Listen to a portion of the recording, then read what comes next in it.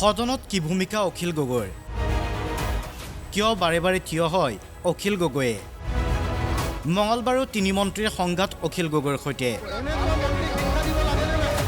অখিলক লৈ অতিষ্ঠ হৈছে নেকি অধ্যক্ষ কি সদনৰ বাহিৰত কি সদনৰ ভিতৰত সকলোতে বিতৰ্ক অখিল গগৈক লৈ সদনৰ বাহিৰত যদি দিনেই নতুন নতুন প্ৰতীকী প্ৰতিবাদ ভিতৰত আকৌ সাহসীয় মন্ত্ৰী বিধায়কৰে বাকযুদ্ধ বিগত দুদিন সদনত মৌন হৈ থকা অখিল গগৈয়ে আকৌ আগৰ ৰূপলৈ ঘূৰি আহিছে মঙলবাৰে তিনি মন্ত্ৰীৰ সৈতে সদনত বাকযুদ্ধত লিপ্ত হ'ল অখিল গগৈ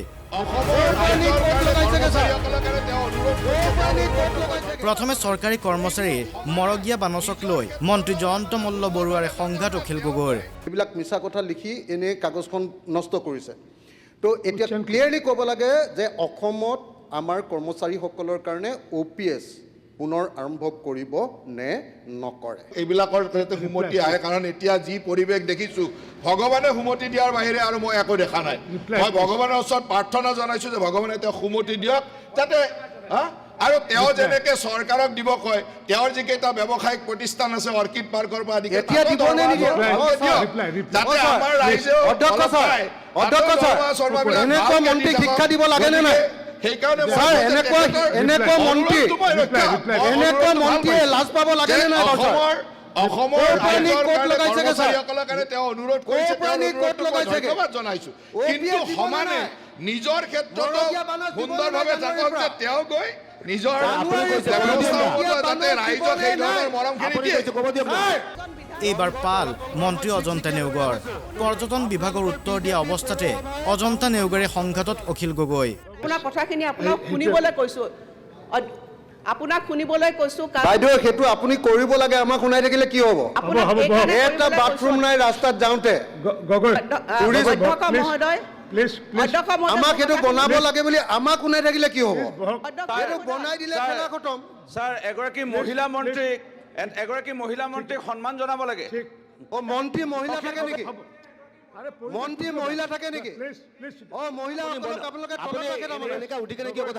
মহিলাসকলক তলত ৰাখে তাৰমানে আপুনি বহক আহিয়ে ভিতৰত মইতো ভাবো যে বাইদেউ বহুত ওপৰত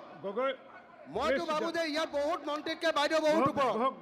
মহিলাসকলক আন্দোলন কৰিবলৈ খালি ব্যৱহাৰ কৰে তেওঁ অধ্যক্ষ মহোদয়ক মোক ক'বলৈ দিয়ক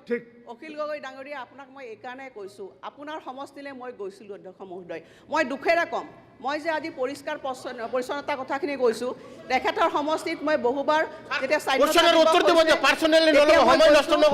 তেখেতৰ সমষ্টিত ইমানেই অপৰিষ্কাৰ অৱস্থা ভাবিব নোৱাৰা যিবিলাক মানে আজি তেখেতৰ ৰংঘৰ আছে বা বিভিন্ন ধৰণৰ থানবিলাক আছে ইমানেই অপৰিষ্কাৰ অৱস্থা তালে দেশী বিদেশী পৰ্যটক কেনেকৈ আহিব এজন বিধায়ক ৰংঘৰ তলাতলঘৰ মই চিকচিকিয়া কৰি ৰাখিছোঁ আপোনালোকৰ বিজেপি পৌৰসভাই টাউনখন নষ্ট কৰি পেলালে সংঘাতে গুৰুতৰ ৰূপ পালে মন্ত্ৰী অনুজ পেগুৱে সদনত থিয় দিয়াৰ সময়ত মন্ত্ৰীগৰাকীয়ে 6 জনগোষ্ঠীৰ জনজাতিকৰণ সম্পৰ্কে বিৰোধী দলপতি ৱাজিদ আলী চৌধুৰীৰ এক প্ৰশ্নৰ উত্তৰ দি থকাৰ সময়তেই সদনত উভতি ধৰিলে অখিল গগৈয়ে ফলত বাকযুদ্ধত অনুজ পেগু বনাম অখিল গগৈ এতিয়া জনজাতিকৰণটো কেতিয়া হ'ব মন্ত্ৰী গোটৰ প্ৰতিবেদনটো ক'ত আছে আছে ক'ত সেইটো টোপোলা বান্ধি থৈ দিছে নেকি জনজাতিকৰণ কেতিয়া হ'ব এই ইমান কাহিনী শুনি আপুনি ক'বলৈ দিয়ক মন্ত্ৰী মহোদয় উপাতে মাতি থাকে আপুনি অধ্যক্ষ মহোদয় সেই মানুহজন কোন অধ্যক্ষ মহোদয় কেন্দ্ৰীয় মন্ত্ৰী জুৱেল ওৰাম ডাঙৰীয়াক যেতিয়া সাংবাদিকে সুধিছিল যে এইবাৰ অধিৱেশনত বিলখন আহিব নেকি তেতিয়া তেওঁ কৈছিল যে এইবাৰ বিলখন অহাৰ সম্ভাৱনা নাই পৰৱৰ্তী পৰ্যায়ত আহিব দ্বিতীয় কথাটো হ'ল মিউজিয়ামটো ইয়াৰ লগত এটা সংলগ্ন থকা বিষয় নহয় মিউজিয়াম এটা ছেপাৰেট বিষয় আৰু জনজাতিকৰণ এটা ছেপাৰেট বিষয় বহু দিনতে আমি কেন্দ্ৰীয় চৰকাৰক এটা প্ৰস্তাৱ দি ৰাখিছিলোঁ যে অসমত এটা জনজাতীয় মিউজিয়াম যেনেকৈ মধ্যপ্ৰদেশত বনাইছে আমাৰ এটা জনজাতীয় মিউজিয়াম আপোনালোকৰ প্ৰধানমন্ত্ৰীয়ে বঙাইগাঁৱত আহি 6 জনগোষ্ঠীৰ জনজাতিকৰণ হ'ব বুলি 6 মাহৰ ভিতৰত কেতিয়া হ'ব 11 বছৰ পাৰ হৈ গ'ল ছাৰ 11 বছৰ পাৰ হৈ গ'ল ছাৰ জনজাতিকৰণ কেতিয়া হ'ব সদন উত্তাল দুই পক্ষৰ তীব্ৰ বাকযুদ্ধ অধ্যক্ষৰ ভূমিকাৰ অভিযোগ আনি সদন ত্যাগ বিৰোধীৰ সময়ত উপস্থিত নাথাকি বাজেট ভাষণ হেৰুৱালে নুৰুল হুদা আৰু জয়প্ৰকাশ দাসে সদনৰ ভিতৰত অসন্তুষ্ট বিৰোধী শিবিৰে বাহিৰত ক্ষোভ উজাৰিলে ৰাজ্য চৰকাৰৰ বিৰুদ্ধে পিছে প্ৰতিটো শিতানতে মাত মতাটো অখিল গগৈৰ বাবে কিমান সুৰক্ষিত আৰু যুক্তিসংগত তাক লৈ এতিয়া সদনৰ বাহিৰে ভিতৰে চৰ্চা চলিছে ৰমেন কলিতা ৰিপৰ্ট অসম লাইভ 24